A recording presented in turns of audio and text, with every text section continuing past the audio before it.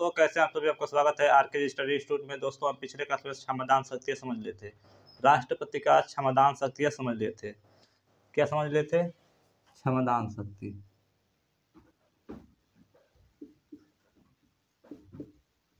क्षमादान शक्ति ये किसमें था? अनुच्छेद 72। किसमें था?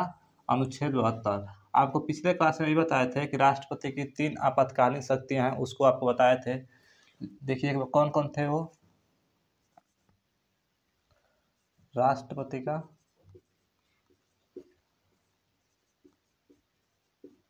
आपातकालीन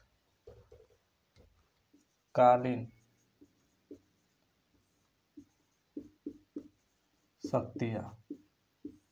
राष्ट्रपति का आपातकालीन शक्तियाँ ये आपको 3 बताए थे। कौन कौन? पहला राष्ट्रीय आपात,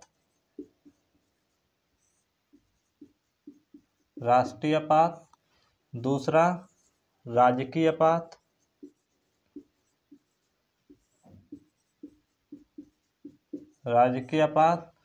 तीसरा वित्तीय आपात।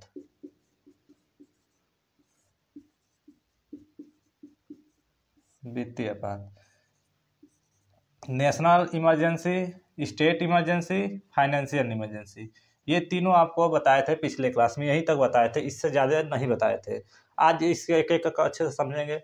ये आपको बताए थे राष्ट्रीय जो आपात है, नेशनल इमरजेंसी, किस अनुच्छेद में है?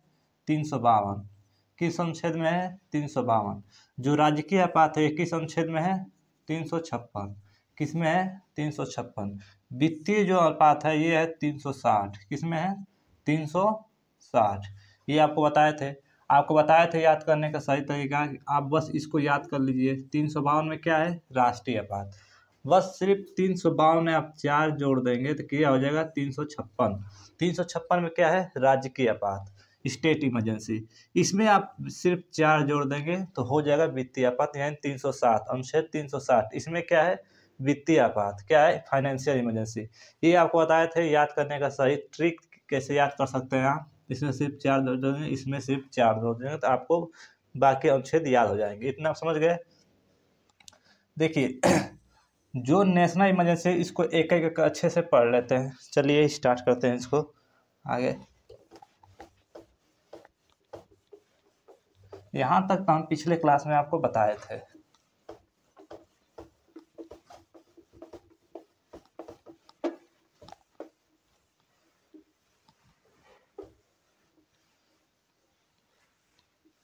चलिए अब आगे समझते हैं। पहला कौन है? राष्ट्रीय आपात, नेशनल इमरजेंसी। कौन सा है? National emergency. कौन सा है? नेशनल इमरजेंसी, राष्ट्रीय आपात। ये किन किन कंडीशनों में लाया जाता है इसको समझ लीजिए। कब ये लागू हो सकता है? राष्ट्रीय आपात हमारे देश में कब लागू हो सकता है? कौन लागू कर सकता है? इसको आप समझते हैं। देखिए 3-4 चीजें हैं कब लागू होता है। राष्ट्रीय आपात हमारे देश में जब कोई आक्रमण हो जाए, विदेशी जब कोई आक्रमण कर दे, तब हमारे देश में राष्ट्रीय आपात की स्थिति बन जाती है। कैसी बन जाती है? राष्ट्रीय आपात की स्थिति बनती है जब कोई हमारा देश आक्रमण कर दे, जब कोई विदेशी देश आक्रमण कर दे अपने देश पर। जैसे समझिए, मान लीजिए क्या, कौन सा देश है? भारत। और मान लीजिए क्या है? चाइना। क्या है? चाइना। ये है भारत। अगर मान लीजिए चाइना भारत पर आक्रमण कर दे तो उस स्थिति में क्या बनेगा? आपका राष्ट्रीय आपात लागू हो सकता है। इतना समझ गए। दूसरी चीज है कि युद्ध हो जाए। युद्ध, मान लीजिए चाइना और भारत से युद्ध हो जाए तो उस स्थिति में भी राष्ट्रीय आपात लागू हो सकता है पूरे भारत में। तीसरी बात है सशस्त्र विद्रोह हो जाए। देखिए आक्रमण और युद्ध, इन दोनों में थोड़ा सा डिफरेंस है, अंतर है। अब देखिए आक्रमण क्या है और युद्ध क्या है। जैसे कोई मान लीजिए चाइना है, ये बिना बताए भारत पर आक्रमण कर दे, उसे आक्रमण कहते हैं। और युद्ध किसे कहते हैं? मान लीजिए ये भी जानता है कि किस दिन युद्ध होगा और भारत भी जानता है कि किस दिन युद्ध होगा हमारे बीच, तो उस स्थिति को क्या कहते हैं? युद्ध कहते हैं। यानी दोनों देशों को मालूम है कब युद्ध शुरू होगा। और कोई एक देश किसी दूसरे देश पर आक्रमण कर दे उसे कहते हैं आक्रमण। बिना बताए किसी देश पर आक्रमण कर दे उसे कहते हैं आक्रमण। इतना समझ गए। तीसरा कौन सी चीज है? सशस्त्र विद्रोह। सशस्त्र विद्रोह हथियार के साथ। अगर हमारे देश में सशस्त्र विद्रोह हो जाए हथियार के साथ, यानी हर स्टेट में, यूपी में भी हो जाए, बिहार में भी हो जाए, महाराष्ट्र में भी हो जाए, गुजरात में भी हो जाए, कर्नाटक में भी हो जाए, मध्य प्रदेश में हो जाए, ऐसे सशस्त्र विद्रोह हो जाए हथियार के साथ, कोई भाला लेकर दौड़ रहा है, कोई मतलब ऐसे दंगा हो जाए तलवार भाला लेकर, तो ऐसे स्थिति में क्या लागू हो सकता है? राष्ट्रीय आपात। क्या लागू हो सकता है? राष्ट्रीय आपात। आपको बताएं राष्ट्रीय आपात किस अनुच्छेद में है? अनुच्छेद 352। किसमें है? अनुच्छेद 352। इतना समझ गए। तीसरी कंडीशन कौन सा है? सशस्त्र विद्रोह हो जाए तो उसके भी आपका राष्ट्रीय आपात लागू हो सकता है। चौथा क्या है? आंतरिक अशांति। आंतरिक अशांति। आंतरिक अशांति का मतलब होता है, जैसे एक बार किसान आंदोलन आपको सुने होंगे, किसान आंदोलन हुआ तो एक तरह से क्या था? आंतरिक अशांति। ऐसे स्थिति में आंतरिक अशांति की स्थिति में बहुत कम चांस है कि राष्ट्रीय आपात लागू हो सकता है, लेकिन अगर ऐसा कोई होता है तो राष्ट्रीय आपात आंतरिक अशांति में भी लागू किया जा सकता है। इसी का एक बार मिसयूज की थी इंदिरा गांधी ने 1975 में। क्या किए थे? 1975 में इसका मिसयूज की थी इंदिरा गांधी ने, इसको खत्म कर दिया गया। आंतरिक अशांति इस समय है नहीं है, इसको खत्म कर दिया गया। इतना समझिए। तो चौथा किस चीज़ है? आंतरिक अशांति, ये खत्म हो गया है। चलिए इसको एक बार स्क्रीनशॉट ले लीजिए। चलिए अब समझते हैं आगे। ये तो आप समझ गए क्या? ये आप समझ गए कि भारत में किस स्थिति में राष्ट्रीय आपात लागू हो सकता है। भारत में किस किस स्थिति में राष्ट्रीय आपात लागू हो सकता है। पहला क्या है? कोई देश आक्रमण कर दे। दूसरा क्या है? एक दूसरे देश से युद्ध हो जाए। तीसरा क्या? सशस्त्र विद्रोह हो जाए उसी देश में, तो राष्ट्रीय आपात लागू हो सकता है। जैसे हमारे देश में सशस्त्र विद्रोह हो जाए हथियार के साथ, हमारे देश में राष्ट्रीय आपात लागू हो सकता है। ये इंडियन कॉन्स्टिट्यूशन में कहा गया है। इतना समझ गए? अनुच्छेद 352 में। इतना समझ गए। अब समझते हैं, अब इसके आगे समझते हैं कि ये लागू कैसे होता है, कि किस किस परिस्थितियों से गुजरनी पड़ती है, कौन कौन सी प्रोसेस है इसको लागू करने का, उसको देख लेते हैं। ये तो देख लिए कब स्थिति बन सकती है राष्ट्रीय आपात लागू करने का। मान लीजिए ऐसी स्थिति बन जाए तो इसे लागू कैसे करते हैं उसको देख लीजिए। देखिए, मान लीजिए राष्ट्रीय आपात हमारे देश में लागू करना है, कोई सशस्त्र विद्रोह हो गया पूरे भारत में और राष्ट्रीय आपात लागू करना है, तो कैसे लागू होगा? देखिए, जब भी राष्ट्रीय आपात लागू होता है तो मंत्रिमंडल के लिखित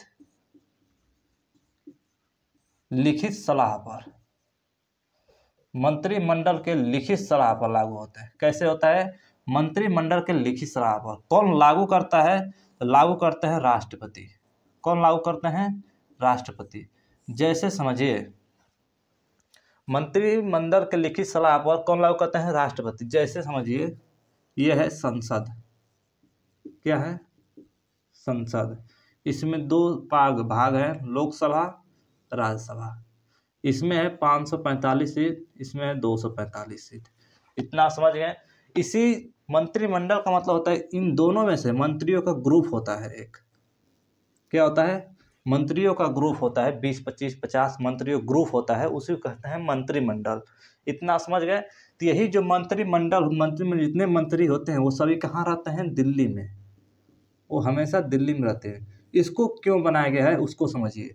जैसे मान लीजिए कोई देश आक्रमण हो जाए, तुरंत कोई मान लीजिए चाइना आक्रमण कर दे भारत पर, और मान लीजिए 545 लोग इसमें हैं, 245 लोग इसमें हैं, और ये लोग वो वर्तमान समय में वहाँ पर उपस्थित नहीं है। मान लीजिए दिल्ली में क्या है? संसद है। और मान लीजिए बिहार का कोई संसद है व्यक्ति, कोई यूपी का है, कोई कहीं का है, कोई कहीं का है, तो मान लीजिए अपने अपने क्षेत्र में वो गए हुए हैं। क्या गए हुए हैं? अपने अपने क्षेत्र में गए हुए हैं। अपने क्षेत्र में गए हुए हैं। अब मान लीजिए उसी समय कोई चाइना भारत पर आक्रमण कर दे और उस समय उपस्थित ना हो, तो कैसे हो पाएगा? कैसे राष्ट्रीय आपात लागू हो पाएगा पूरे देश में? नहीं हो पाएगा। इसलिए इसको ग्रुप बनाया गया है मंत्रिमंडल का, कि कोई भी अगर दिक्कत आपदा आती है भारत पर, तो ये जितने मंत्रिमंडल रहेंगे कम से कम ये तो रहेंगे दिल्ली में संसद पर, ये तो रहेंगे, ये तो आगे कार्यक्रम आगे शुरू कर सकते हैं। जो भी राष्ट्रीय आपात लागू करना होगा वो लागू कर सकते हैं। इसलिए इसको बनाया गया। इतना समझ गए। तो मान लीजिए कोई देश आक्रमण कर देता है भारत पर, तो मंत्रिमंडल अपनी लिखित सलाह किसको देंगे? राष्ट्रपति को। और राष्ट्रपति सिग्नेचर कर कर उसको पूरे देश में लागू कर देंगे राष्ट्रीय आपात। इतना समझ गए कि कैसे आपका राष्ट्रीय आपात लागू होगा। अब समझते हैं आगे। अब जरा सोचिए आप खुद ही कि जो हम ना ही राष्ट्रपति को चुने हैं ना ही मंत्रिमंडल को, मान लीजिए हम चुने किसको हैं? 545 लोगों को चुने हैं। चुने हैं कि नहीं चुने हैं? इन्हीं लोगों को चुने हैं। और मान लीजिए हम पर राष्ट्रीय आपात लागू करने ये लोग कौन होते हैं? राष्ट्रपति कौन होते हैं? मंत्रिमंडल कौन होते हैं? हम लोग तो इन लोगों को चुने हैं ना, तो ये लोग हमारे ऊपर शासन करेंगे। तो ऐसे स्थिति में मान लीजिए ये लोग ना रहें तो कौन देखेगा? राष्ट्रपति तो ही देखेंगे। अब जैसे आपको बताया है कि मान लीजिए कोई कहीं गया है, अपने क्षेत्र में कहीं गए हैं, हमेशा तो वो संसद में रहेंगे नहीं, क्योंकि साल भर में 3 ही बार बैठक होती है संसद की, उसको आगे समझेंगे। हमेशा मान लीजिए वो संसद में नहीं है और ये लोग उसी समय कोई विदेशी आक्रमण कर देता है भारत पर, तो कम से कम मंत्रिमंडल रहेगी तो ये तो राष्ट्रीय आपात लागू कर सकती है ना। तो ऐसे ही मंत्रिमंडल लिखित सलाह किसको देंगे? राष्ट्रपति को। राष्ट्रपति वो लागू कर देंगे। ये जो लागू करते हैं राष्ट्रपति, ये कम से कम 30 दिन तक लागू कर सकते हैं, उससे अधिक नहीं लागू कर सकते हैं। कितने दिन तक लागू कर सकते हैं? 30 दिन तक। ये 30 दिन से आगे लागू नहीं कर सकते हैं। अगर 30 दिन से आगे लागू करेंगे तो संसद का क्या लेना पड़ेगा? अनुमोदन यानी अप्रूवल लेना पड़ेगा। इतना समझ गए। तो आगे समझते हैं। देखिए, राष्ट्रपति राष्ट्रीय आपात, मंत्रिमंडल की लिखित सलाह पर राष्ट्रपति 30 दिन तक क्या कर सकते हैं? राष्ट्रीय आपात भारत में लागू कर सकते हैं। अब मान लीजिए भारत में लागू कर दिए 30 दिन तक। अगर मान लीजिए युद्ध चल रहा है भारत और चाइना से, भारत और चाइना से युद्ध चल रहा है, अगर ये 20 दिन या 25 दिन में ख़त्म हो तो ठीक बात है, अच्छी बात है, ख़त्म हो जाता है। अगर मान लीजिए युद्ध चलता रहा 2-3 महीने तक, तो 2-3 या 4 महीने तक युद्ध चलता रहा लगातार, तो ये इसमें कहा है कि राष्ट्रपति सिर्फ 30 दिन तक ही, 1 महीने तक ही वो लागू कर सकते हैं राष्ट्रीय आपात। अब मान लीजिए उससे आगे युद्ध चलता रहेगा तो भारत में राष्ट्रीय आपात की संभावना बढ़ेगी, लागू बढ़ाना पड़ेगा। तो इसको बढ़ाने के लिए, राष्ट्रीय आपात को आगे बढ़ाने के लिए, 30 दिन से आगे बढ़ाने के लिए संसद का, जो लोकसभा है और राज्यसभा है, दोनों का क्या चाहिए? अनुमोदन। क्या चाहिए? अनुमोदन चाहिए। संसद में लोकसभा और राज्यसभा दोनों का अनुमोदन चाहिए। ये भी कैसा अनुमोदन चाहिए? 2/3 यानी 2/3 बहुमत से अनुमोदन चाहिए। कैसा चाहिए? 2/3 बहुमत से अनुमोदन चाहिए। अगर 2/3 बहुमत से अनुमोदन नहीं मिल पाता है तो आपका आगे नहीं बढ़ सकता है। इतना समझ गए? आपका राष्ट्रीय आपात आगे नहीं बढ़ सकता है 30 दिन के बाद। अगर 30 दिन के बाद आपको आगे बढ़ाना है तो क्या चाहिए? 2/3 बहुमत चाहिए संसद यानी लोकसभा और राज्यसभा का। इतना समझ गए?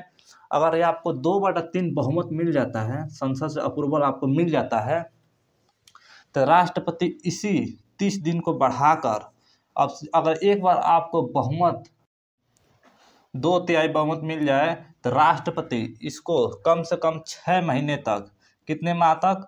6 महीने तक, 6 मंथ तक इस राष्ट्रीय आपात को लागू कर सकते हैं। अगर संसद से 2/3 बहुमत मिल जाए तो राष्ट्रपति इसके कितने दिन तक लागू कर सकते हैं? 6 महीने तक लागू कर सकते हैं, 6 मंथ तक लागू कर सकते हैं। आगे इसको राष्ट्रीय आपात को बढ़ा सकते हैं। इतना समझ गए? अगर इसके बाद भी, अगर 6 महीने के बाद भी अब युद्ध चलता रहा, मान लीजिए 4-5 महीने, 8 महीने तक चला, 9 महीने तक चला, इसके बाद भी अगर युद्ध चलता रहा तो फिर से संसद फिर अपने 2/3 बहुमत से एक बार फिर अनुमोदन क्या देगी? अप्रूवल देगी राष्ट्रपति को कि आप फिर एक बार 6 महीने बढ़ा दीजिए।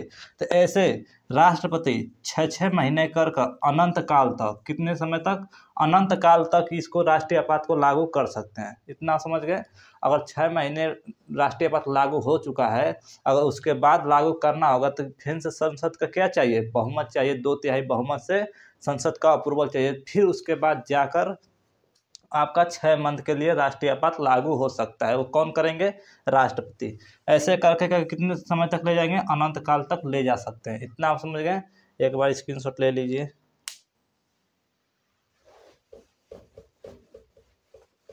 चलिए आगे समझते हैं।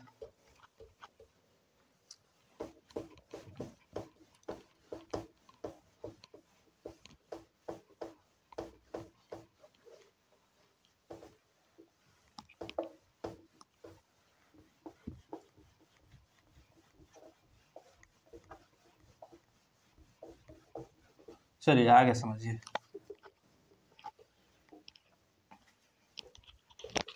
अगर हमारे भारत में राष्ट्रीय आपात लागू हो जाता है, भारत में राष्ट्रीय आपात लागू हो जाता है तो इससे इफेक्ट क्या पड़ता है उसको समझते हैं। क्या पड़ता है?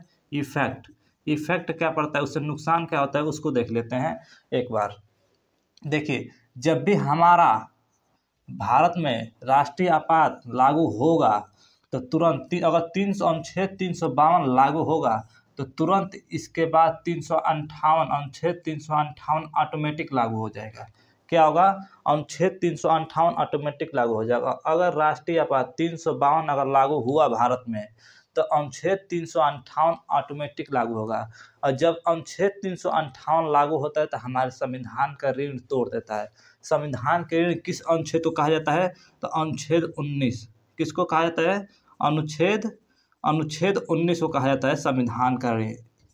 किसको कहा जाता है? अनुच्छेद 19 को संविधान का ऋण कहा जाता है।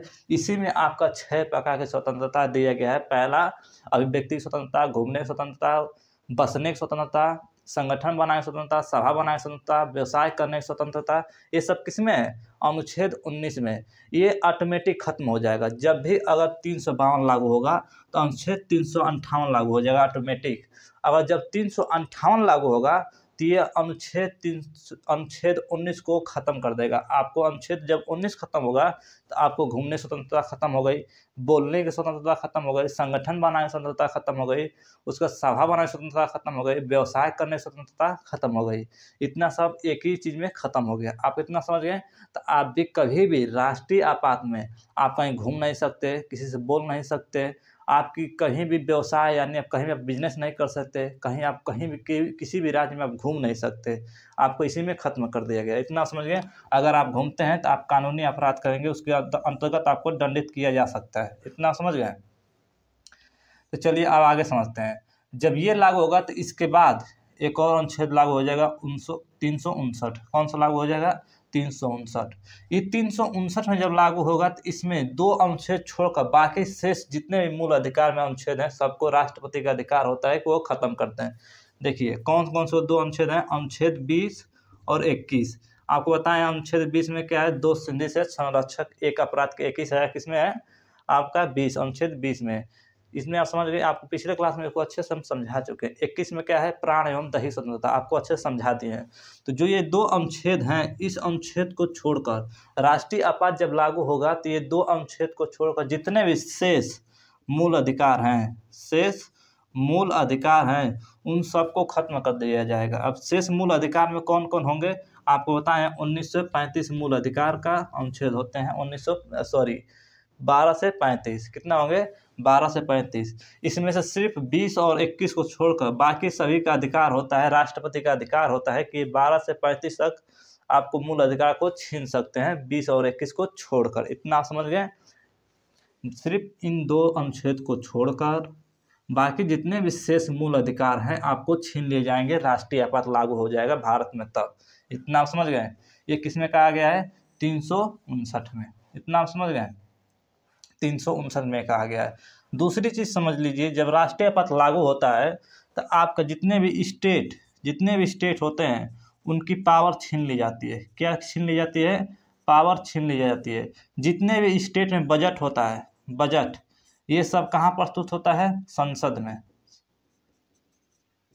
में प्रस्तुत होता है, उपस्थित होता है। और जितने भी कुछ आप राष्ट्रीय आपात जब लागू होता है तो स्टेट के लिए कुछ नियम कानून कौन बना सकता है? संसद बना सकती है। कौन बना सकती है? संसद। कुछ नियम कानून संसद बना देगी, आपको हर हाल में स्टेट को उस नियम कानून को मानना पड़ेगा। इतना समझ गए? किस स्थिति में? राष्ट्रीय आपात की स्थिति में। तो एक बार स्क्रीनशॉट ले लीजिए, आगे आप समझते हैं।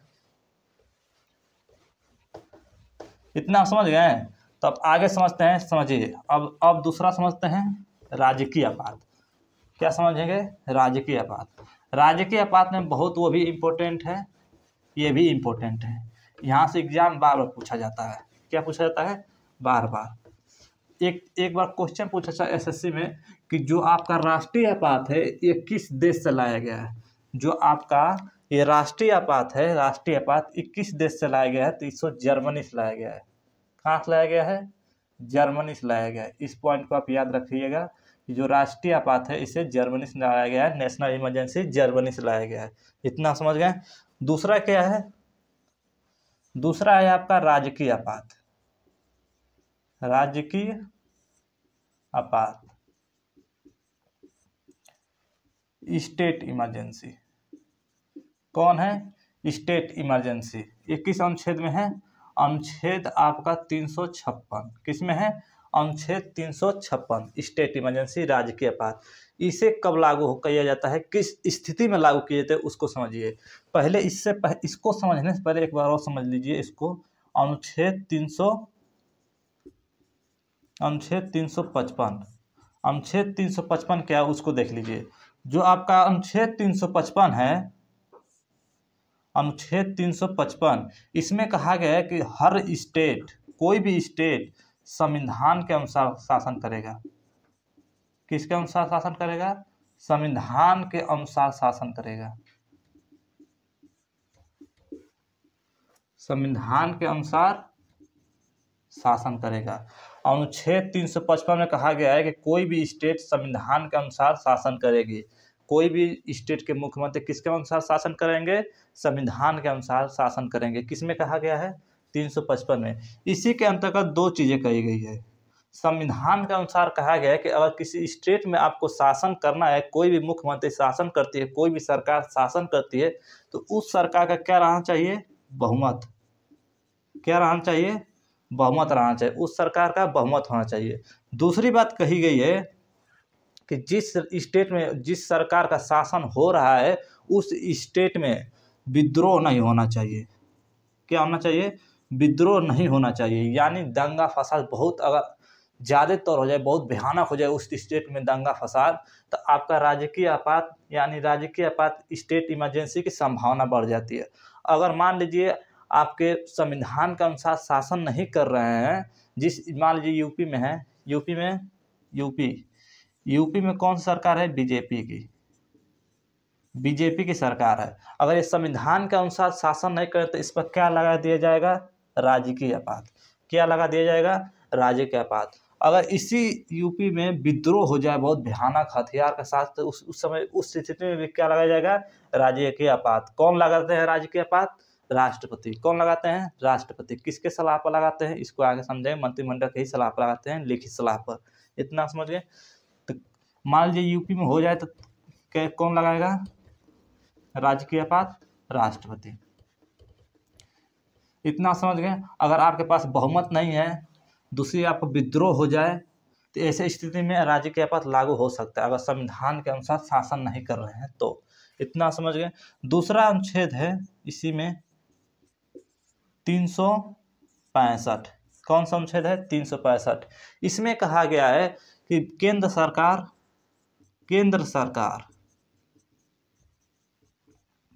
यानी सेंट्रल यानी केंद्र सरकार आपको स्टेट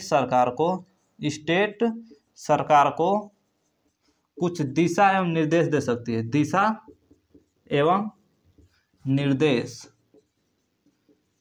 दे सकती है। उसको हर हाल में उस स्टेट यानी स्टेट सरकार, जो भी स्टेट रहेगा उसको मानना ही पड़ेगा। जैसे मान लीजिए केंद्र सरकार ये लागू कर दे कि आज से पुराने नोट बंद हो गए। जैसे मान लीजिए मोदी जब 2014 में जब मोदी जी की सरकार आई, तो इन्होंने क्या कर दिया? नोटबंदी। क्या कर दिया? नोटबंदी कर दिए। अब मान लीजिए कोई भी स्टेट अगर उस नोटबंदी को ये माना कर दे कि जो आप नए नोट ला रहे हैं वो हमारे राज्य में नहीं चलेगा, हमारे जो राज्य में रहेगा वो पुराने ही नोट चलेगा, तो ऐसे स्थिति में क्या लगाया जा सकता है? राजकीय आपात लगाया जा सकता है। और जब ये राजकीय आपात लागू होता है उस स्टेट में, तो उस स्टेट की सरकार की और उस स्टेट के मुख्यमंत्री की पावर शक्ति विहीन कर देता है, पावर छीन लिया जाता है। किसके पास चला जाता है? राष्ट्रपति के पास चला जाता है। इतना समझ गए। राष्ट्रपति किसे सौंप देते हैं? राज्यपाल को सौंप देते हैं। उसको आगे हम समझाएंगे, समझिए। अब मान लीजिए कोई भी स्टेट केंद्र सरकार का अगर आपका दिशा एवं निर्देश, अब केंद्र सरकार के कुछ संघ सूची में, जितने भी केंद्र सरकार के संघ संघ सूची में नियम कुछ होते हैं, वो अगर स्टेट सरकार नहीं मानती है, दिशा निर्देश देती है केंद्र सरकार और स्टेट नहीं मानती है, तो उस स्थिति में आपको राजकीय आपात लागू किया जा सकता है। इतना समझ गए। जैसे मान लीजिए कोई भी स्टेट का नोट नहीं होगा, कोई स्टेट ये कहे कि हमारा खुद का नोट होगा, तो ऐसा नहीं हो सकता। किसका नोट होता है? केंद्र सरकार का नोट रहता है, यानी सेंट्रल का नोट होता है। वो भी हर एक राज्य में चलेगा, हर एक स्टेट में चलेगा। इतना समझ गए, वही नोट। चलिए अब आगे समझते हैं। इतना समझ गए कि अगर आपका 365 का उल्लंघन हो, किसका? अनुच्छेद 365 का उल्लंघन हो और अनुच्छेद 355 का उल्लंघन हो, तो इस स्थिति में राजकीय आपात लागू किया जा सकता है। अब समझते हैं राजकीय आपात लागू कैसे किया जाता है। ये तो आपको बता दिए कि ऐसे स्थिति में अगर होता है तो स्टेट में राष्ट्रीय आपात राजकीय आपात लागू किया जा सकता है। अब ये राजकीय आपात लाया कैसे जाता है, इसको समझिए।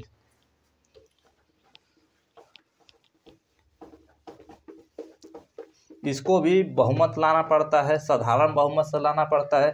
कौन लाता है? मंत्रिमंडल के सिफारिश पर राष्ट्रपति लाते हैं। देखिए उसको भी देख लीजिए। राजकीय आपात कैसे लागू होगा भारत में? अगर मान लीजिए किसी स्टेट में राजकीय आपात लागू करना हो तो कौन लागू करेंगे? मंत्रिमंडल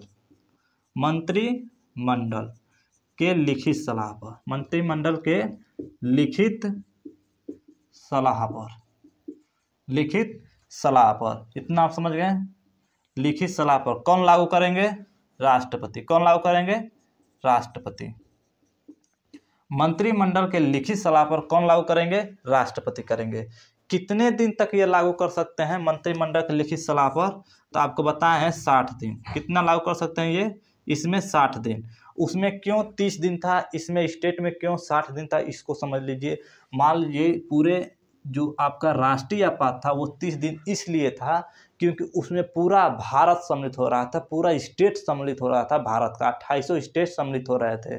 लेकिन जो राजकीय आपात होता है वह किसी एक स्टेट में लागू हो सकता है, किसी 2 स्टेट में लागू हो सकता है। जिस स्टेट में अगर 355 और 365 को उल्लंघन होता रहेगा तो उस स्थिति में आपको बताएं कि राजकीय आपात लागू किया जा सकता है। तो किसी मान लीजिए 1-2 रहेंगे तो आपका समझ ही जाएंगे कि राजकीय आपात उसमें लागू किया जा सकता है। लेकिन अगर 60 दिन तक अगर राष्ट्रीय आपात लागू किया जा सकता है, लागू कर दिया जाए तब तो दिक्कत हो जाएगी। तो इसलिए कहा गया है कि जो आपका राष्ट्रपति हैं वो स्टेट में कितने दिन तक लागू कर सकते हैं? 60 दिन तक लागू कर सकते हैं। और राष्ट्रीय यानी नेशनल इमरजेंसी में कितने दिन तक लागू करेंगे? वो 30 दिन तक लागू कर सकते हैं। इतना आप समझ गए। तो ये 60 दिन तक लागू कर सकते हैं। इतना आप समझ गए। अगर इसके बावजूद भी अगर राजकीय आपात आगे बढ़ाना हो तो क्या होना चाहिए? संसद से अप्रूवल लेना पड़ेगा। क्या लेना पड़ेगा? संसद से अप्रूवल लेना पड़ेगा। लोकसभा एंड राज्यसभा से, दोनों से अप्रूवल लेना पड़ेगा राष्ट्रपति को। ये अप्रूवल कितने बहुमत से देंगे? 1/2। कितने बहुमत से देंगे? 1/2 बहुमत से देंगे।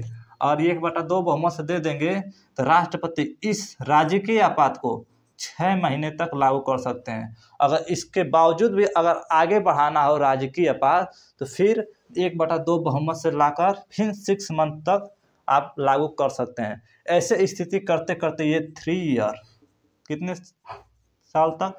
3 साल तक लागू सिर्फ कर सकते हैं, उससे आगे नहीं कर सकते हैं। क्योंकि अगर मान लीजिए उसमें क्या था, नेशनल इमरजेंसी में अनंत काल तक लेकर जाया जा सकता था। इसमें क्या है? 3 ईयर। क्योंकि अगर ऐसा नहीं 3 ईयर के बाद भी इसको भी अनंत काल कर दिया जाता राजकीय आपात को, तो बहुत ऐसे नेता हैं जो केंद्र सरकार हैं, स्टेट सरकार से अगर उससे नहीं बनती है तो इसका मिसयूज करने लगेंगे। हर बार दंगा फसाद करा देंगे केंद्र सरकार किसी स्टेट सरकार के किसी स्टेट में। और इसे ही आपका जैसे समझिए, उसको देख लीजिए। मान लीजिए ये संसद है, स्टेट क्या है, जैसे समझ लीजिए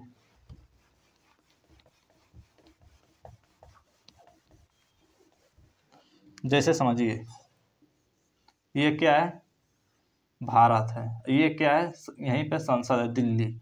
अब मान लीजिए यहाँ पे उड़ीसा में क्या हो जाए, स्टेट इमरजेंसी, क्या हो जाए, स्टेट इमरजेंसी। और मान लीजिए यहाँ पे स्टेट इमरजेंसी हो जाता है तो संसद भी इसी का, संसद भी केंद्र सरकार का ही, राष्ट्रपति भी केंद्र सरकार का। ये दोनों लोग चाहेंगे तो स्टेट में आपका नहीं ला सकते हैं, इमरजेंसी ला देंगे। अगर कोई मान लीजिए आप, इसमें कहा गया है 355 में कि विद्रोह नहीं होना चाहिए, बहुत भयानक विद्रोह नहीं होना चाहिए।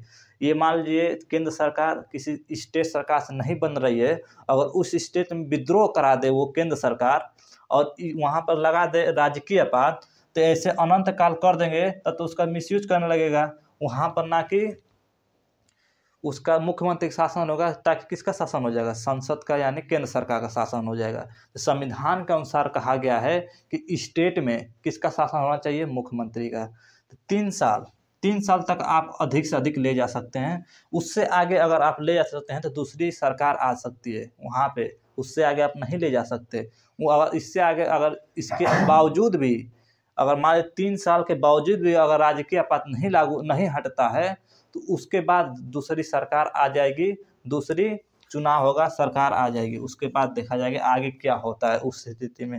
इतना आप समझ गए। चलिए,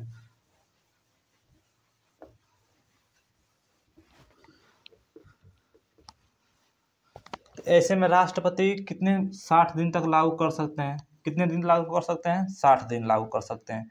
अगर संसद से अप्रूवल मिल जाए तो कितने दिन लागू कर सकते हैं, ये 6 मंथ तक। कितने दिन लागू कर सकते हैं, 6 मंथ तक। और आगे बढ़ाना हो तो फिर से संसद का साधारण बहुमत 1/2 बहुमत लगा फिर से 6 महीने तक लागू कर सकते हैं। ऐसे करते करते 3 ईयर यानी 3 साल तक ले जा सकते हैं। इतना समझ गए। अब आप समझिए, अगर मान लीजिए कोई भी स्टेट में अगर कुछ हो रहा है, मान लीजिए संसद यहाँ पे है और तमिलनाडु, मान लीजिए तमिलनाडु यहाँ पे नीचे और संसद दिल्ली में है, अगर तमिलनाडु नीचे, यहाँ पर राजकीय आपात हो तो मान लीजिए यहाँ से सूचना यहाँ पर कौन देगा। ये आप सोच रहे हैं कि मान लीजिए राष्ट्र जो तमिलनाडु है, यहाँ पर अगर राजकीय आपात की संभावना बन जाए, विद्रोह हो जाए, तो यहाँ पर संसद को, राष्ट्रपति को सूचना कौन देगा। तो राष्ट्रपति अपना कर्मचारी नियुक्त किए हैं, किसको, राज्यपाल। किसको नियुक्त किए हैं, राज्यपाल को। जितने भी स्टेट के राज्यपाल होते हैं वो किसके कर्मचारी होते हैं, राष्ट्रपति के। राष्ट्रपति उन सभी को नियुक्त किए रहते हैं। राष्ट्रपति, जितने भी राज्यपाल होते हैं, अब आप देखते होंगे कि हर एक स्टेट में नियम कानून जब बनता है तो लास्ट में सिग्नेचर किसका लगता है, राज्यपाल का। तो राज्यपाल के पास हर एक खबर रहता है। तो ये राज्यपाल किसको खबर देगा, राष्ट्रपति को। और जब राष्ट्रपति को खबर मिल जाएगी तो वो मंत्रिमंडल को खबर मिल जाएगी, और जब मंत्रिमंडल खबर मिल जाएगी तो आपको 1/2 बहुमत से मंत्रिमंडल अपन लिखित सिफारिश देगी, और लिखित सिफारिश देने के बाद राजकीय आपात लागू हो जाएगा। इतना आप समझ गए। उसके बाद अगर आगे बढ़ाना हो तो संसद का अप्रूवल लेके उस राज्य को आगे बढ़ाया जा सकता है। इतना आप समझ गए।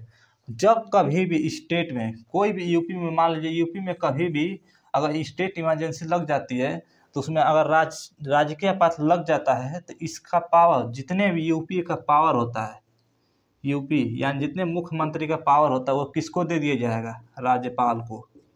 किसको दे दिया जाएगा, राज्यपाल को दे दिया जाएगा। किसको दे दिया जाएगा, राज्यपाल को दे दिया जाएगा। जितने भी मुख्यमंत्री, अगर किसी सरकार अगर विद्रोह हो जाती है, वहाँ पर राजकीय आपात लागू हो जाता है, तो उस स्थिति में उस मुख्यमंत्री का पावर, टोटल जितना पावर होता है उस सबको किसको दे दिया जाता है, राज्यपाल को दे दिया जाता है। राज्यपाल हैंडलिंग करता है कैसे राज्य को चलाना है, कैसे नहीं चलाना है। उस स्थिति में किसी भी व्यक्ति का मूल अधिकार खत्म नहीं होगा। क्या होगा, किसी भी व्यक्ति का मूल अधिकार खत्म नहीं होगा। लेकिन नेशनल इमरजेंसी में क्या था, आपका मूल अधिकार खत्म कर दिया गया था। लेकिन इस स्थिति में मूल अधिकार खत्म नहीं होगा। राजकीय आपात में मूल अधिकार किसी भी व्यक्ति खत्म नहीं होगा। और राजकीय आपात में हाई कोर्ट में कोई इफेक्ट नहीं पड़ेगा। हाई कोर्ट अपना काम करती रहेगी, किसी भी स्टेट का हाई कोर्ट हो अपना काम करती रहेगी, उससे कोई इफेक्ट नहीं पड़ेगा हाई कोर्ट या मूल अधिकार पर। इतना आप समझ गए। अगर मान लीजिए ये भी कहा गया है कि अगर किसी स्टेट में राजकीय आपात लागू होता है तो उस स्टेट का राज्यपाल उस राज्य का नहीं होगा। जैसे समझिए यूपी में क्या लगा है, स्टेट इमरजेंसी लग गई है, यानी राजकीय आपात लग गया है, और इसी राज्य का कोई राज्यपाल हो जाए तो दिक्कत हो जाएगी, क्योंकि ये बहुत ज़्यादा मिसयूज करने लगेगा। क्या करने लगेगा? मिसयूज करने लगा। इसलिए कहा गया है कि जिस स्टेट में राज्य के आपात लागू होगा उस स्टेट का राज्यपाल नहीं होना चाहिए। इतना समझ गए? दूसरे स्टेट का राज्यपाल होना चाहिए। तो आप इतना समझ गए कि राज्य के जब आपात लागू होता है तो मुख्यमंत्री का सारा पावर किसको दे दिया जाता है? राज्यपाल को दे दिया जाता है। किसको दे दिया जाता है? राज्यपाल को दे दिया जाता है। चलिए आगे समझते हैं आप।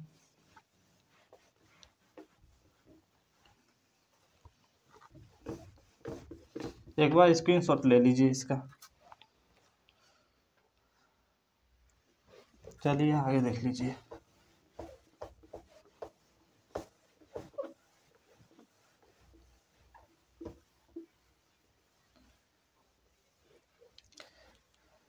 देखिए क्वेश्चन पूछता है पहली बार स्टेट इमरजेंसी कहाँ लगा था? तो पंजाब।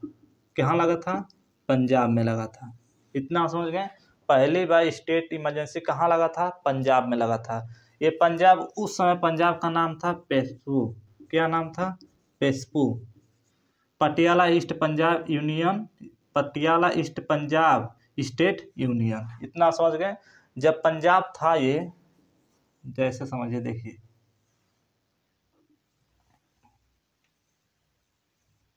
ये पूरा पंजाब, हरियाणा और ये हिमाचल प्रदेश, ये तीनों एक ही में था। पूरा का नाम था क्या? पंजाब। उस समय पंजाब का नाम पेशपू था। जब शाह आयोग का गठन किया गया तो शाह आयोग ने निर्णय दिया 1966 में। कब निर्णय दिया? 1966 में निर्णय दिया अपना कि जहाँ हरियाणा बोल जाती है, जहाँ हिंदी बोल जाती है उसको हरियाणा कर दिया जाए और हरियाणा राज्य में विभाजित कर दिया जाए। जहाँ पंजाबी बोल जाती है वहाँ पंजाब बना दिया जाए और जहाँ पर्वतीय क्षेत्र है वहाँ हिमाचल प्रदेश बना दिया जाए और जो बीच में कामन क्षेत्र बच रहा है उससे चंडीगढ़ कर दिया जाए। इतना समझ गए? तो कौन बताया था ये? शाह आयोग। कब अपना रिपोर्ट दी थी? 1966 में। आपको पिछले क्लास में बता चुके हैं। इतना समझ गए? तो पहली बार स्टेट इमरजेंसी कहाँ लगी थी? कहाँ लगी थी? पंजाब। एक क्वेश्चन पूछा गया है कि पहली बार स्टेट इमरजेंसी कहाँ लगा था? पंजाब में। चलिए आगे देख लेते हैं। चलिए तीसरी चीज है फाइनेंशियल यानी वित्तीय आपात। क्या है? वित्तीय आपात। वित्तीय आपात कोई बड़ा नहीं है, लेकिन इसको समझ लीजिए किसमें है? अनुच्छेद 360 में। किसमें है? अनुच्छेद 360 में। जो आपका वित्तीय आपात है ये मौखिक सलाह पर, मंत्रिमंडल के मौखिक सलाह पर ये लागू कब होता है? जब भारत में पैसे की कमी हो जाए तो फाइनेंशियल इमरजेंसी की जरूरत पड़ जाती है। जब भारत में कभी लगा नहीं, अभी तक फाइनेंशियल इमरजेंसी भारत में कभी नहीं लगा है। आप इतना समझ गए? देखिए ये जो राष्ट्रीय आपात है, राष्ट्रीय आपात ये 3 बार लग चुका है। कितने बार लग चुका है? 3 बार लग चुका है। पहला 1971 में, 1962 में चीन युद्ध के समय जब चीन घुसपैठ किया था तो। फिर दूसरी बार लगा था 1962 में, बांग्लादेश संकट था तो। तीसरी बार लगा था 1975 में, आंतरिक अशांति जो इंदिरा गांधी ने यूज किया था। ये 3 बार लगा था राष्ट्रीय आपात। आपको पता है राजकीय आपात कोई गिनती नहीं, कभी भी लग सकता है। ये इतना समझ गए? ये पहली बार कहाँ लगा था? पंजाब। इतना समझ गए? ये जो वित्तीय आपात है ये कभी लगा ही नहीं भारत में। ये वित्तीय आपात कभी भारत में नहीं लगा। वित्तीय आपात कब लागू होता है? फाइनेंशियल इमरजेंसी कब लागू होता है? जब भारत में पैसे की कमी हो जाती है तो ये आपके मंत्रिमंडल के, इसको कैसे लागू करेंगे उसको देख लीजिए। मंत्रिमंडल के मौखिक सलाह पर, लिखित सलाह पर नहीं, मौखिक सलाह पर इसको लागू किया जाता है फाइनेंशियल इमरजेंसी में। लिखित सलाह में इसमें जरूरत नहीं है। फाइनेंशियल इमरजेंसी में लिखित सलाह की जरूरत नहीं है, इसमें मौखिक सलाह ही काफी होता है मंत्रिमंडल का। कौन लागू करते हैं? तो राष्ट्रपति। कौन लागू करते हैं? राष्ट्रपति लागू करते हैं। कितने दिन तक लागू कर सकते हैं? तो 60 दिन। कितने दिन तक लागू कर सकते हैं? 60 दिन तक लागू कर सकते हैं। अगर एक बार फाइनेंशियल इमरजेंसी लागू हो जाए अगर एक बार फाइनेंशियल इमरजेंसी लागू हो जाए तो आपका अनंत काल तक चलता रहेगा, आपका अनंत काल तक चलता रहेगा, जब तक इसको रोकने के लिए संसद में प्रस्ताव पारित करके राष्ट्रपति को दिया जाएगा तब ये रुक सकता है। इतना समझ गए, इसको रोकने के लिए संसद में प्रस्ताव पारित करना पड़ता है। इतना समझ गए, एक बार अगर फाइनेंशियल इमरजेंसी लग जाए तो ये हमेशा अनंत काल चलता रहेगा। इतना समझ गए। किसके किसके सिफारिश होता है? मंत्रिमंडल के मौखिक सलाह होता है। कौन लागू करते हैं? राष्ट्रपति लागू करते हैं। कितने दिन तक लागू करते हैं? 60 दिन तक लागू करते हैं। अगर एक बार ये लागू होता है तो चलता ही रहेगा, चलता रहेगा जब तक इसको प्रस्ताव पारित अगर संसद इसको खत्म न कर दे। इतना समझ गए। तो ये तीनों आप समझ लिए, राष्ट्रीय आपात, राजकीय आपात, वित्तीय आपात। ये राष्ट्रपति का आपातकालीन शक्तियाँ थी। ये किसमें था? 300, ये किसमें था? अनुच्छेद 352 में। ये किसमें था? अनुच्छेद 356 में। ये किसमें था? अनुच्छेद 360। इतना समझ गए। तो ये आपका रिलेटेड आप सोच रहे हैं कि सर यहाँ पर 352, 356, 360 कैसे पढ़ा दिए? तो आप समझिए, आपको कहाँ तक पढ़ा दिए हैं? आप राष्ट्रपति का आपको 72 तक पढ़ाए हैं, यानी 62, 61 महाभियोग तक पढ़ाए हैं। महाभियोग तक राष्ट्रपति का महाभियोग 61 तक पढ़ाए हैं। उसके बाद आपको 72 पढ़ाए। 72 के बाद आपको 352, 356, 360 पढ़ाए।